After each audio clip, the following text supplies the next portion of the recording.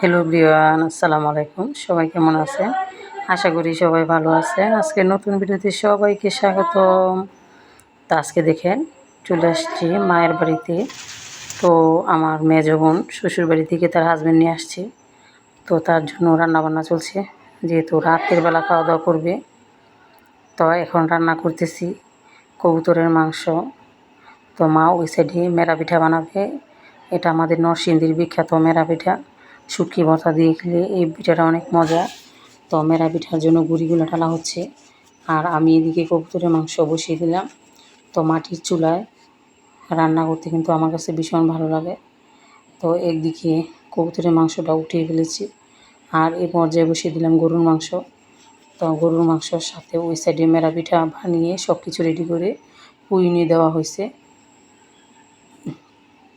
আর এই পর্যায়ে এখন গরুর মাংস কষানো হচ্ছে। তো গরুর মাংস কষানোর জন্য ভালো করে ঢাকনা দিয়ে রেখে দিলাম, আর এদিকে আমি ধাপা জাল দিচ্ছি। তো এদিকে দেখেন সন্ধ্যা হয়ে যাচ্ছে। তো মাংস হতে হতে আজকে সন্ধ্যাই হবে। তো এদিকে দেখেন আমি আবারও নাড়াচাড়া করে দিচ্ছি। তো জোর চুলায় রান্না করতে কিন্তু বেশি সময় লাগে না, অনেকগুলো আইটেম একসাথে করে ফেলছি। একসাথে আমি কবুতরের মাংস রান্না করলাম, ওদিকে পিঠা, এদিকে গরুর মাংস।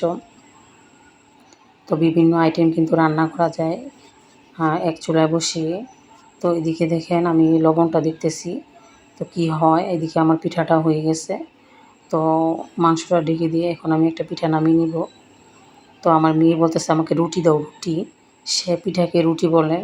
তো একটা উঠালাম, দেখব চেক করে যে পিঠাটা হয়েছে কি না। তো আমি এদিকে মাংসটা যেন লেগে না যায়, এই জন্য বারবার নিচ দিয়ে লাড়া দিচ্ছি। আর মাংস বসালে আমার নাড়াচাড়া দিতে খুবই ভালো লাগে। আর গরু মাংস বলে কথা, গরু মাংস রান্না করতে আমার কাছে এমনিতেই ভালো লাগে। তো কিছু পেঁয়াজ কাটা ছিল, এখন পেঁয়াজটা আবার দিয়ে দিলাম। কষানো মাংস হয়ে গেলে, মাংস যখন ঝোল দেবেন তখন যদি পেঁয়াজ দেন তাহলে কিন্তু কালারটা বা গন্ধটাও কিন্তু অনেক সুন্দর একটা স্মেল বের হয়। তো আমি ঢাকনা দিয়ে ঢেকে রাখলাম। এই পর্যায়ে দেখেন চারদিকে গুটি গুটি অনেক অন্ধকার হয়ে গেছে। এখন মাংসটা ওই চুলায় নিয়ে পিঠাটা নামিয়ে আমি ভাত বসিয়ে দিলাম। তো ভাতেও বলক আসলো।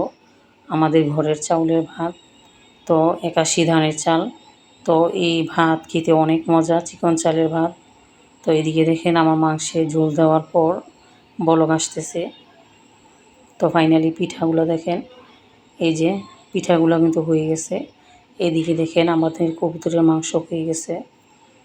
তো মাটির চুলায় রান্না করতে অনেক অনেক ভালো লাগে। মাটির চুলার রান্নার স্বাদই অন্যরকম। ফাইনালি এদিকে দেখেন আমাদের মেরা পিঠা বানানো শেষ। তো এখন মেরা পিঠা আর শুটকির ভর্তা দিয়ে খাবো। আপনারাও চলে আসেন, সবাই একসাথে বসে খাওয়া দাওয়া করি।